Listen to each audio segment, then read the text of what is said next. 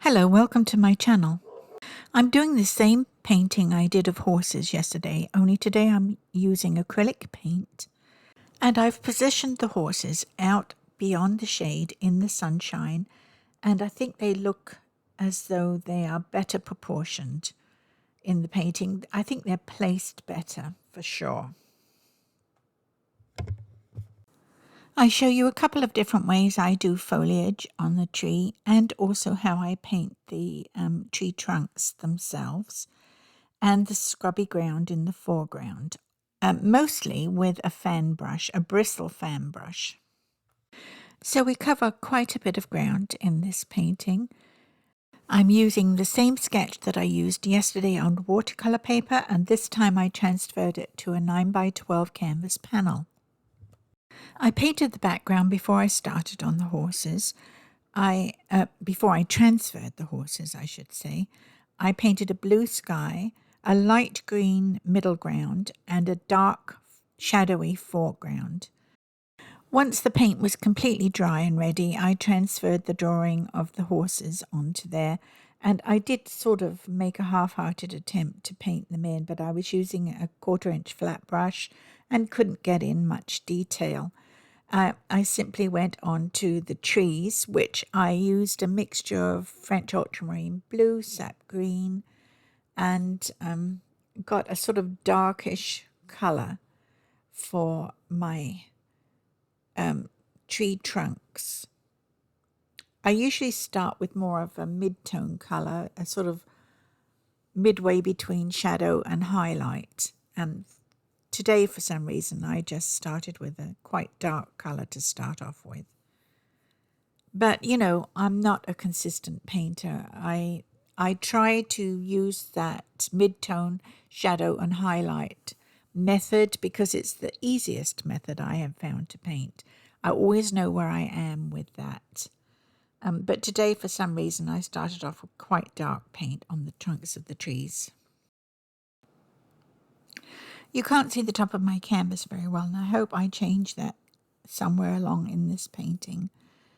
I'm not sure that I did, but I just splodged on a mid-tone green for the foliage, and then I'll add a shadow and a highlight to that as I go along.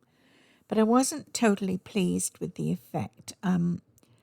I don't paint every individual leaf, ever, but I thought this looked too splodge-like, if that's a word. I think it's a word.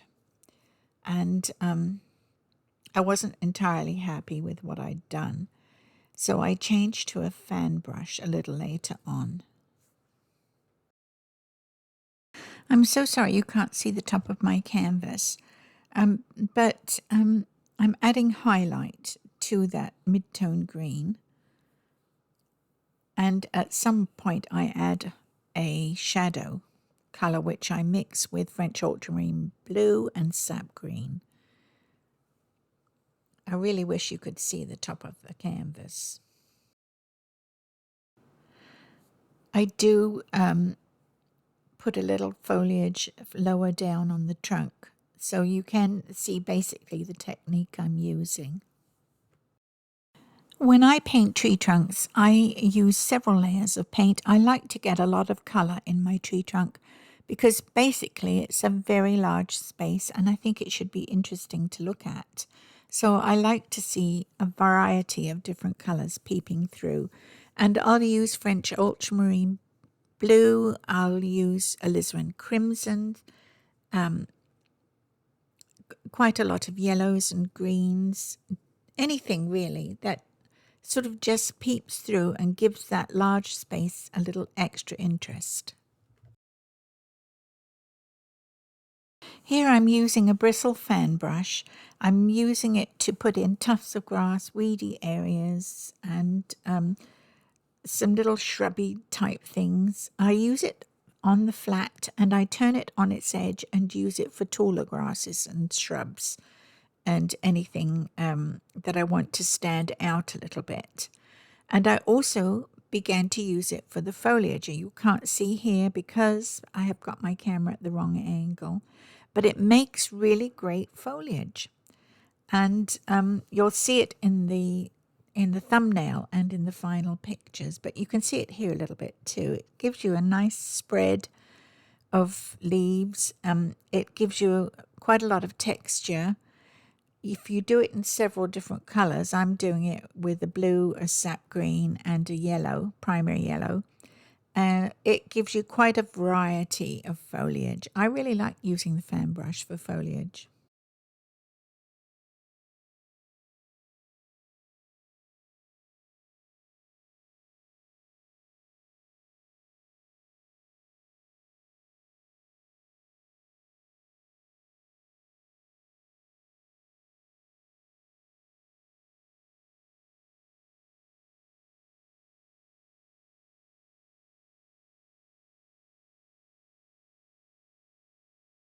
Here I show you Naples yellow, which is the color I use for sunshine. I like it for sand. I like it for pools of light in shadow. I like it for little touches of highlights on tree trunks or stems. Quite often see it in my rose paintings on stems. And it is a very sunny color. I really like it for that purpose. In this particular circumstance, it didn't work very well, and I ended up using a light green for the sunlit pools and in the sunny meadow beyond the shade.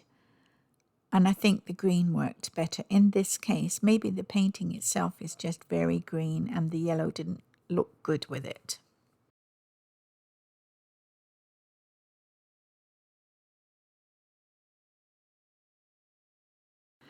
I also added the light green as a highlight to the shrubs. I've forgotten the name of that green, but it's just a light green, really. You could use almost any light green. It doesn't really matter.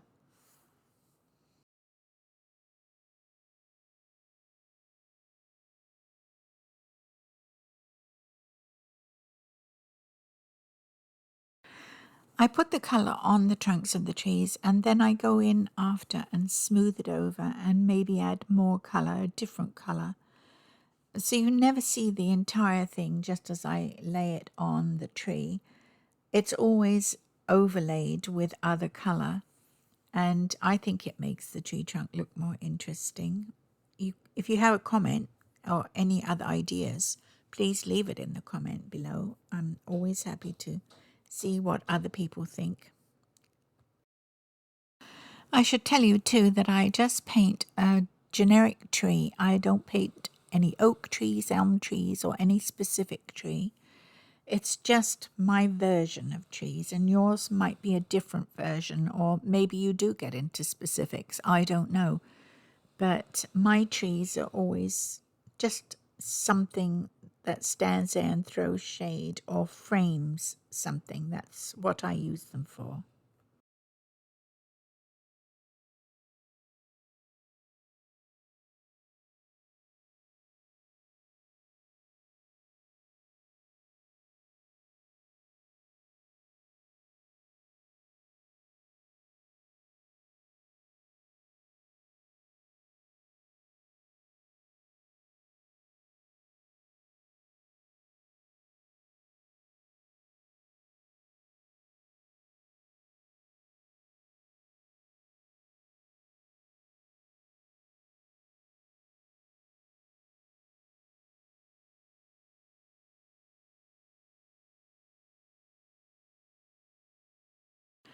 For shade on a tree trunk, I use raw umber or French ultramarine blue. Both of them are transparent paints and sort of allow the colour beneath to come through a little bit.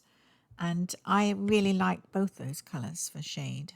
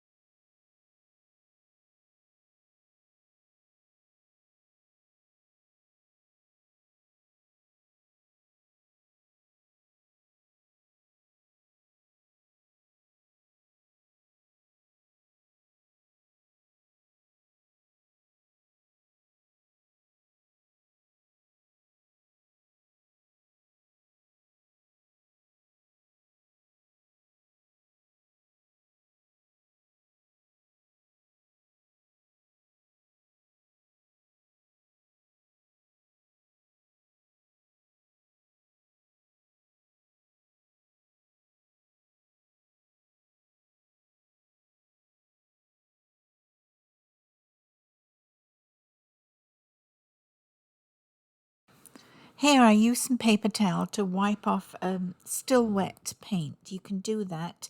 Another thing you can wipe off wet paint is with a wet brush. Once it dries, you can't do anything but paint over. And I got the little foal's legs just a little too thick, so I'll have to paint over that, I think. I don't think I got enough paint off.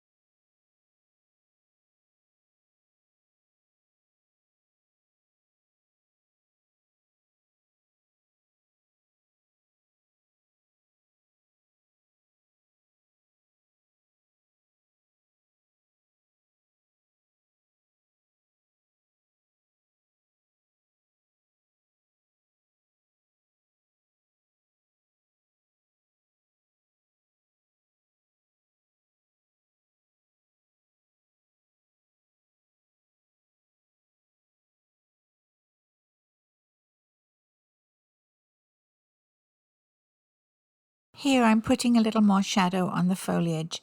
As it dries down, paint sort of dulls a little bit, and I try to keep things as bright as possible. I like bright paintings, and so I go in and reinforce my color all the time. It makes the painting have a number of layers to it, and I always think that looks good. It's just my opinion, though, and other people paint differently and might think differently about that. But I like my paintings to look as though they are luscious. They've got a lot of paint on them.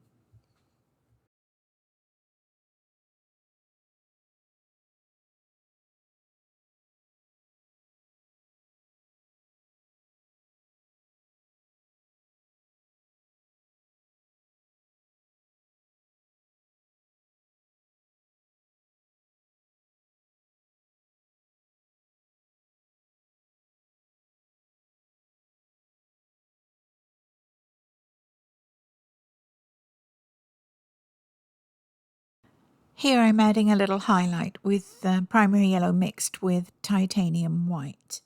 It's almost white, not quite. There's still a little yellow in there. And it gives a good highlight. I'm so sorry you can't see the top of the trees, but you'll notice it in the thumbnail at the end.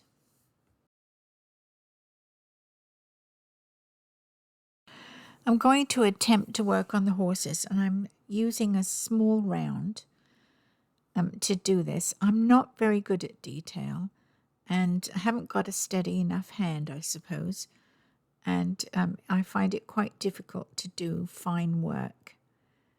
So I tend to leave things less detailed and rougher, and I'm okay with that. It's just my painting.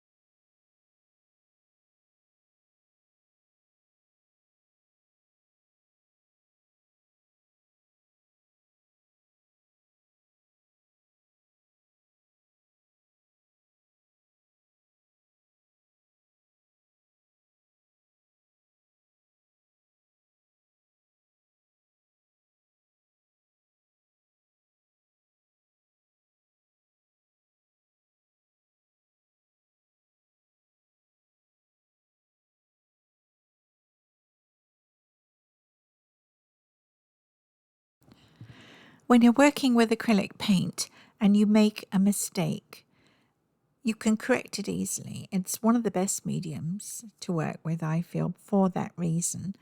You can mix up a sky color and make a patch. If you've maybe, for instance, say, got the horse's back wrong and you need it rounder or flatter, you can use that, as long as you can mix that color to match. And that's the most difficult part. You can paint over almost anything.